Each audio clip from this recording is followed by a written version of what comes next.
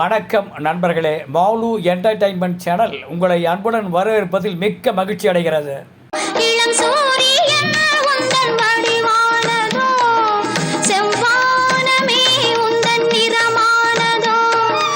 மக்கள் திலகம் பொன்மனச்செம்மல் எம்ஜிஆர் அவர்கள் நடித்த படங்களை எல்லாம் அவரது ரசிகர்கள் இன்று வரை ஒரு பொக்கிஷங்களாகவே பார்த்து வருகிறார்கள். மக்கள் திலகம் எம்ஜிஆர் அவர்கள் திரைத்துறையில் இருந்தவரை அவரது தொடர் வெற்றிகளை எந்த நடிகராலும் தொடவே முடியவில்லை என்றுதான் நம்மால் உறுதியாக கூற முடிகிறது. புதிய படம் ஒன்றிற்கு பூஜை போட்ட அன்றே பல லாபங்களை விநியோகஸ்தர்களுக்கு அள்ளி தரக்கூடிய படங்கள் என்று எடுத்துக்கொண்டால் அது நமது புரட்சி நடிகர் பொன்மனச்செம்மல் எம்ஜிஆரது படங்களையே கூற முடிகிறது. அந்த அளவிற்கு அவரது படங்கள் ரசிகர்களின் அமோக ஆதரவோடு மாபெரும் வசூல் மழை பொழிந்தது என்று சொன்னால் அது மிகை ஆகாது.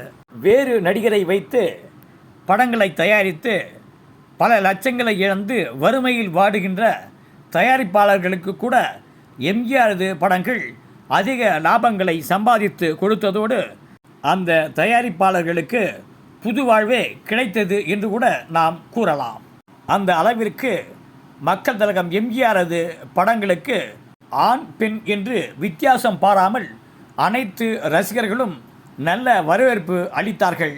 ஒரு திரையரங்கில் எம்ஜிஆரது படம் வெளியாகிறது என்று எடுத்துக்கொண்டால் அந்த திரையரங்கமே மாபெரும் விழா கோலம் போல காட்சி அளிக்கும். ரசிகர்கள் திரை அரங்குகளில் கொடிகள் மற்றும் தோரணங்கள் போன்றவற்றை கட்டி தங்களது மகிழ்ச்சியை அதிக அளவில் வெளிப்படுத்துவார்கள். மேலும் தமிழ் திரை உலகிலேயே ஒரு நடிகருக்கு முதலில் பெரிய அளவில் கட் அவுட் வைக்கப்பட்டது என்றால் அது நமது மக்கள் திலகம் எம்ஜிஆர் அவர்களுக்கு மட்டும்தான். புரட்சி நடிகரின் படங்களை திரையரங்கிற்கு பார்க்க செல்லும்போது உதாரணத்திற்கு சில ரசிகர்களுக்கு டிக்கெட் கிடைக்கவில்லை என்றால் அன்று இரவு திரையரங்கு வாசலிலேயே காத்திருந்த ரசிகர்கள் மறுநாள் டிக்கெட்டை பெற்று எம்ஜிஆரது படங்களை பார்த்த பல்வேறு அனுபவங்களும் உண்டு. காரணம், மக்கள் திலகத்தின் படங்களை பார்க்க அவ்வளவு ஆர்வம் காட்டினார்கள் ரசிகர்கள். மேலும் 1960ஆம் ஆண்டு வாகினி ஸ்டுடியோவில் மக்கள் திலகம் எம்ஜிஆர் நடித்த மன்னாதி மன்னன் படத்திற்கான செட் அமைக்கப்பட்டிருந்தது. அந்த செட்டில் மக்கள் திலகம் எம்ஜிஆர் அவர்கள் பரபரப்பாக சண்டை காட்சியில் ஈடுபட்டு கொண்டிருந்தார். மக்கள் திலகம் எம்ஜிஆர் காட்டிய அசுர வேகத்திற்கு அந்த செட்டே தெரித்து ஓடியது. அந்த அளவிற்கு மக்கள் திலகத்தின் வேகத்தை பார்த்து படத்தின் இயக்குனரோ வியந்து போனார். மக்கள் திலகம் எம்ஜிஆரின் சண்டை காட்சிக்காக வாகினி ஸ்டுடியோவில் அமைக்கப்பட்டிருந்த செட்டின் அப்போதைய மதிப்பு 50,000 ரூபாய் என்று நாளேடுகளில் செய்திகளும் வெளியாகி இருந்தன. மேலும் நவரத்தினம் என்கின்ற திரைப்படத்தில் மக்கள் திலகம் எம்ஜிஆருடன் செட்டி என்கின்ற வில்லன் நடிகர் மோதினார். வில்லன் நடிகர் செட்டியால் எம்ஜிஆரது வேகத்திற்கு ஈடு கொடுக்க முடியாமல் போனது.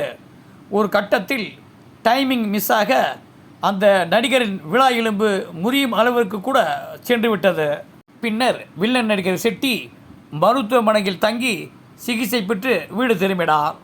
இதேபோன்று அன்பேவா திரைப்படத்தில் இடம்பெற்ற ஒரு சண்டை காட்சியில் மக்கள் திலகத்தை விட கூடுதல் எடை கொண்ட வில்லன் நடிகர் நெல்லூர் காந்தாராவை தலைக்கு மேல் தூக்கி தமது வலிமையை நிரூபித்து காட்டினார் மக்கள் திலகம் எம்ஜிஆர் அவர்கள். அதனால்தான் தமது படங்களில் சண்டை காட்சிகளில் நடிக்கும் வில்லன் நடிகர்களிடம் சண்டை காட்சிகளில் நடிக்கும்போது டைமிங் மிக முக்கியம் என்றும் கொஞ்சம் தவறினால் கூட விபத்துக்கள் நிகழ வாய்ப்புள்ளது என்றும் அறிவுரை கூறுவார். காரணம், சண்டை காட்சியின் போது வில்லன் நடிகர்களுக்கு விபத்துக்கள் ஏதாவது ஏற்பட்டால் அவர்களது குடும்பம் பெரிதும் பாதிக்கும் என்ற அக்கறையில் அவர்களை சண்டை காட்சியின் போது எச்சரிக்கையுடன் நடிக்க வேண்டும் என்று மீண்டும் மீண்டும் அறிவுறுத்தி வந்தார் நமது பொன்மனச்செம்மல் எம்ஜிஆர் அவர்கள். ஒரு முறை ஒரு சண்டை காட்சி படமாக்கப்பட்ட போது அந்த காட்சியில் குண்டுமணியும் எம்ஜிஆரும் மோதினார்கள். அப்போது எதிர்பாராத விதமாக டைமிங் மிஸ் ஆனதால் குண்டுமணி முகத்தில் ஒரு குத்து பலமாக விழுந்தது.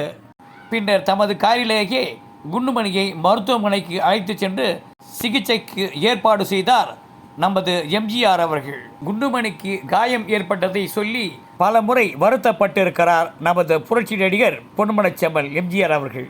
காரணம், ஸ்டண்ட் நடிகர்கள் மீதும் அவர்களது குடும்பத்தின் மீதும் நமது மக்கள் திலகம் எம்ஜிஆர் அவர்கள் அளவு கடந்த பாசத்தை வைத்திருந்தார்கள். ஸ்டண்ட் கலைஞர்கள் ஓரளவுதான் படித்துள்ளார்கள் என்பதை உணர்ந்த நமது மக்கள் திலகம் எம்ஜிஆர் அவர்கள் ஸ்டண்ட் கலைஞர்களின் பிள்ளைகள் நன்கு படித்து மேற்படிப்பிற்கு செல்ல வேண்டும் என்பதில் மிகுந்த அக்கறை காட்டினார். மக்கள் திலகத்தின் இந்த அதிகப்படியான அக்கறையே ஸ்டண்ட் கலைஞர்களின் பிள்ளைகள் உயர்கல்வி பயின்று நல்ல வேலையில் இருக்கிறார்கள் என்பதை நாம் அறியும் போது மக்கள் திலகத்தின் பாசமும் அதிகப்படியான அக்கறையும் நம் நினைவுக்கு வருகிறது. மேலும் ஸ்டண்ட் கலைஞர்களின் பிள்ளைகள் கல்வி அறிவு பெற வேண்டும் என்பதற்காகவே சென்னை கோடம்பாக்கத்தில் பள்ளிக்கூடம் ஒன்றை நிறுவினார் நமது தானை தலைவர் பொன்மனச்செம்மல் எம்ஜிஆர் அவர்கள். மக்கள் திலகத்தின் இந்த செயலை அந்நாளைய நாளேடுகள் நன்கு பாராட்டி எழுதியிருந்தன. இதேபோன்று தட்டாம்பிள்ளை வெங்கட்ராமன் என்கின்ற ஒரு பழம்பெரும் நடிகர் இருந்தார். பின்னாளில் அவர் மிகவும் வறுமையில் வாடியதை அறிந்த மக்கள் திலகம் எம்ஜிஆர் அவர்கள் தட்டாம்பிள்ளை வெங்கட்ராமனின் வாரிசின் திருமணத்திற்கு பேர் உதவி புரிந்ததோடு திருமணத்தையும் நல்ல விதமாக நடத்தி முடித்தார். இதுபோன்று நலிந்த திரைக்கலைஞர்களை அறிந்து அவர்களுக்கு தமது படங்களில் வாய்ப்புகள் அளித்து வருமானம் கிடைக்க நல்ல வழிவகை செய்தார். உதாரணத்திற்கு சாயா என்கின்ற ஒரு திரைப்படத்தில் மக்கள் திலகம் எம்ஜிஆருக்கு முதலில் குமுதினி என்கின்ற நடிகை ஜோடியாக நடித்திருந்தார். சில காரணங்களால் இந்த திரைப்படம் வெளிவரவில்லை. பின்னாளில் நடிகை குமுதினி மிகவும் வறுமையில் வாடியிருந்தார். இதனை அறிந்த புரட்சி நடிகர் எம்ஜிஆர் அவர்கள் ஏலம் போக இருந்த குமுதினியின் வீட்டை மொத்த பணமும் செலுத்தி மீட்டு அவரிடமே கொடுத்தார் நமது மக்கள் திலகம் எம்ஜிஆர் அவர்கள். அப்போது மக்கள் திலகம் எம்ஜிஆர் அவர்கள் முதலமைச்சராக இருந்த நேரம் அது.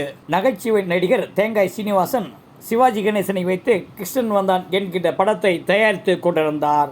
கையில் உள்ள பணத்தை எல்லாம் செலவழித்துவிட்டு படம் எடுக்க பணமில்லாமல் தேங்காய் சீனிவாசன் சிரமப்பட்டதை அறிந்த நமது மக்கள் திலகம் எம்ஜிஆர் அவர்கள் பெரிய அளவில் பண உதவி செய்து கிருஷ்ணன் வந்தான் திரைப்படத்தை எடுக்க உதவினார் நமது தானை தலைவர் எம்ஜிஆர் அவர்கள்.